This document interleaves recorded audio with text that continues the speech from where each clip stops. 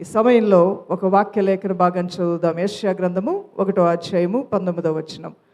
మీరు సమ్మతించి నా మాట వినిని ఎడల మీరు భూమి యొక్క మంచి పదార్థములను అనుభవించెదరు.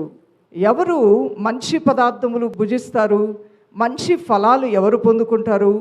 ఓవర్ఫ్లోయింగ్ బ్లెస్సింగ్స్, నా గిన్నె నిండి పొర్లుచున్నది అనే దీవెనలు ఎవరు స్వతంత్రించుకుంటారు అంటే వెరీ సింపుల్ దైవజనమా, చాలా చిన్న మాటలో గొప్ప ఆశీర్వాదం. మనందరికీ కూడా మంచి కలగాలని మనం కోరుకుంటూ ఉంటాం. ఏది మనం కలిగి ఉన్నా అది మంచిదైతే మనకి చాలా ఆనందాన్ని ఇస్తుంది, సుఖాన్ని ఇస్తుంది, సౌఖ్యాన్ని ఇస్తుంది.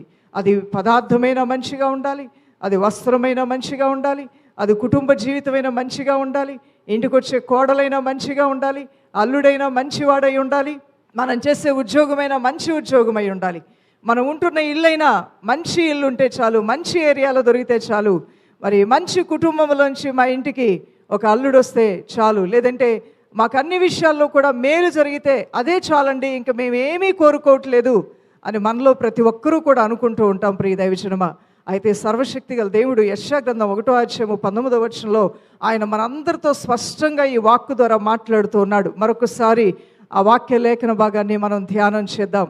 మీరు సమ్మతించి నా మాట వినిని ఎడల, అంటే మీరు ఒబీడియంట్ కలిగి ఉండి నా మాటలు మీరు ఆలకించిన ఎడల తప్పకుండా మంచి పదార్థాలు మీరు భుజిస్తారు అంటున్నాడు. మనం అన్ని విషయముల్లో కూడా దేవుని మాటలతో సమ్మతించేవారముగా, ఏకీభవించేవారముగా, అంగీకరించేవారముగా, స్వీకరించేవారముగా మనం ఉన్నట్లయితే మేలైన కార్యములు మనం చూడగలుగుతాం. మరి పొంగి పొర్లే ఆశీర్వాదంలోనికి మన కుటుంబము, మన బిడ్డలు, మన జీవితాలు నడిపించబడతాయి. అదే రీతిగా ఇక్కడ దేవుని వాక్యములో రెండో విషయం ఏంటి? నా మాట మీరు వినిని ఎడల నాతో సమ్మతించాలని ప్రభువైన దేవుడు అంటున్నాడు. అలానే నా మాట మీరు వినిని ఎడల మంచి పదార్థములు భుజిస్తారు అని అంటున్నాడు. వాక్యం వింటూ దేవుని మాటలతో సమ్మతిస్తూ ప్రభు మార్గంలో నడుస్తున్నటువంటి మీ కొరకు ఈరోజు, రేపు, ఎల్లుండి లేదా భవిష్యత్ కాలంలో ఆయన మీకు ఏమి ఇవ్వబోతున్నాడంటే మంచి వాటినే ప్రభువైన దేవుడు మీకు ఇవ్వబోతూ ఉన్నాడు. శ్రేష్టమైన ఈవులనే ప్రభువైన దేవుడు మీకు ఇవ్వబోతూ ఉన్నాడు. ఆయన ఆలోచనలు మీ పట్ల మంచిగానే ఉన్నవి, మేలుకరముగానే ఉన్నాయి. హల్లెలూయా. అలాంటప్పుడు నువ్వెందుకు నా జీవితంలో ఎలా ఉంటుందో, ఏం జరుగుతుందో అనే ఒక సందేహముతోనూ, బాధతోనూ, ఆవేదనతోనూ, అనుమానముతోనూ, దుఃఖముతోనూ నిన్ను గూర్చి నీవే తక్కువ చేసుకుంటూ, కించపరుచుకుంటూ, నష్టముతో కూడినటువంటి కార్యాలు జరుగుతాయేమో, మరణం ఏమైనా సంభవిస్తుందేమో, ఎలా ఉంటుందో రేపనే రోజు నన్ను పెదవి విరిచేటువంటి స్థితి నీ జీవితంలో ఉంటే ఆ చీకటి నిన్ను విడిచిపోవునుగాక.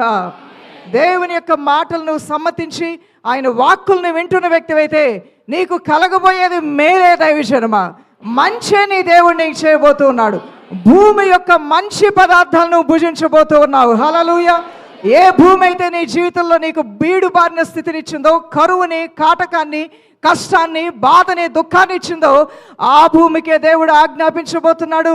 ఆ బీడు బారిన భూమే నూరంతల పంట నీకు ఇవ్వబోతుంది యేసు నామములో. ఏ వ్యక్తి ద్వారా నీకు కష్టము, నష్టము కలిగిందో ఆ వ్యక్తి ద్వారానే దేవుడు మరలా నీకు రెండంతల మేలుని ఇవ్వబోతున్నాడు యేసు నామములో. ఏ వ్యాపారంలో నీకు నష్టము, బాధ, వేదన కలిగిందో, అవమానం కలిగిందో దానిలో నుండే ఆశీర్వాదాన్ని నీ దేవుడు నీకు ఇవ్వబోతున్నాడు. హల్లెలూయా. ప్రార్థన చేసుకుందాం దైవజనమా. అయ్యా, నేను నీ మాట వినే వ్యక్తినై ఉన్నానయ్యా, నీ కార్యములతో సమ్మతించే వ్యక్తినై ఉన్నాను. అలాంటి నా కొరకు మంచి వాటిని దాచి ఉంచావు. భూమి యొక్క మంచి పదార్థములనే నేను భుజిస్తాను. వ్యర్థమైన నాకు దూరం అయిపోతాయి, అపవిత్రమైన నాకు దూరం అయిపోతాయి, నష్టకరమైన నాకు దూరం అయిపోతాయి. ఏది నేను పొందుకున్నా నేను మేలే పొందుకుంటాను, మంచి వాటినే పొందుకుంటాను, శ్రేష్టమైన వాటినే పొందుకుంటాను, శ్రేష్కరమైన వాటినే పొందుకుంటాను. ఎలుగెత్తి ప్రార్థన చేద్దాం దైవజనమా. ఈ ప్రార్థనలో గొప్ప దీవెనలు మీరు చూడబోతున్నారు. అయ్యా, నా కొరకు ఏం దాచించావంటే మంచి పదార్థములు మీరు భుజిస్తారంటున్నాడు ప్రభు. భూమి యొక్క ఫలాన్ని నేను మీకు ఇస్తాను, ఆకాశం యొక్క ఫలాన్ని మీకు ఇస్తాను, నీ చేతి పనుల కష్టాలతో యొక్క ఫలాన్ని నీకు ఇస్తాను, నీ పిల్లల యొక్క ఫలాన్ని నీకు ఇస్తాను, నీ ప్రార్థన ఫలాన్ని నీకు ఇస్తాను, మంచి వాటిని నీకు చేయబోతున్నాను అంటున్నాడు నీ దేవుడు. నమ్ముదాం దైవజనమా.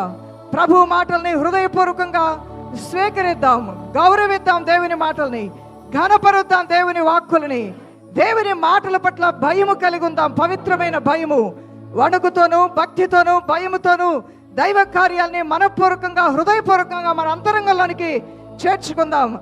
మన యొక్క కంఠానికి కంఠభూషణముగా దేవుని మాటలను మనం అలంకరించుకుందాం. అలాంటి వ్యక్తులకి ఏది కొదువై ఉండదు. అలాంటి వ్యక్తులకు వ్యతిరేకంగా రూపింపబడిన ప్రతి ఆయుధం నిరాయుధమైపోతుంది యేసు నామములో. నా ప్రియ ప్రభువా, మహత్యముతో కూడిన మహిమగల కార్యములతో, ఆనంద ఉల్లాస సంతోషములతో, ప్రాణము తెప్పరిల్లే కార్యములతో నీ ప్రజలను దర్శించి బలపరచమని క్రీస్తు యేసు నామములో ఈ ప్రార్థనలు సమర్పించి వేడుకొంచున్నాం మా ప్రియ తండ్రి. ఆమేన్. క్రీస్తు యేసు యొక్క సమాధానం మనకు తోడైండును గాక. Amen. God bless you all.